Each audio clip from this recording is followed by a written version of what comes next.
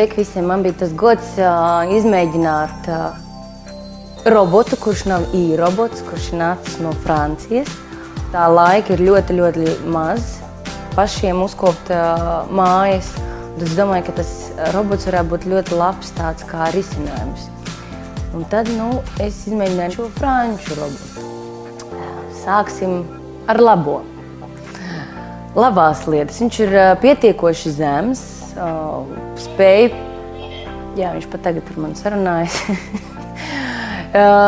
Viņš ir salīdzinoši zems, viņš spēj pakļūt zem žurnāla galdiņiem, zem zemiem dīvāniem, arī, ja mājās ir zem televizoru galdiņiem.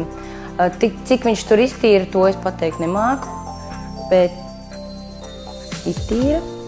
Tad viņš spēja, pārvarēt kaut kādus šķēršļus. Viņš var, manuprāt, var pacelties vismaz par 2–3 centimetriem, tā kā augstāk ar tādām kājām.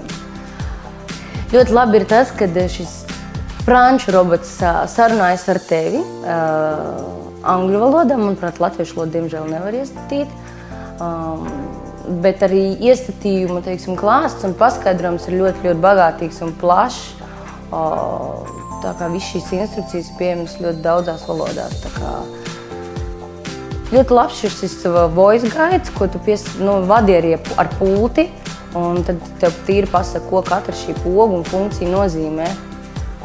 Vēl ir labs tas, kad, ja tu redzi, ka franču robots kaut kur tīri nav kaut ko līdz galam iztīrījis, tu vari uzslēgt tādu kā manuālo vadīšanu, un tu vari viņu vadīt ar roku tīrīt.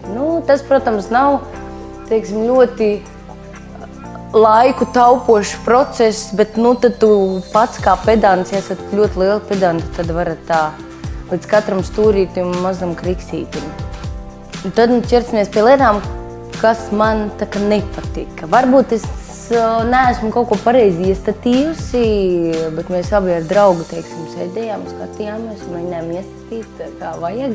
Bet par to es 100% droši neesmu. Bet šo laiku posmu, kad es viņu testēju, tad man nepatika lietas, kad ļoti ilgi šis robots meklē savu čārģeri. Viņš tā kā apmūst, viņš var meklēt 20 minūtes, viņš var meklēt 10 minūtes, viņš var meklēt 40 minūtes. Un beigās tad ir tā, ka tev mazliet jau apniek, un tad tu viņu paņem un noliec pie tā čārģera, un tad viņš vēl vairāk apmūst.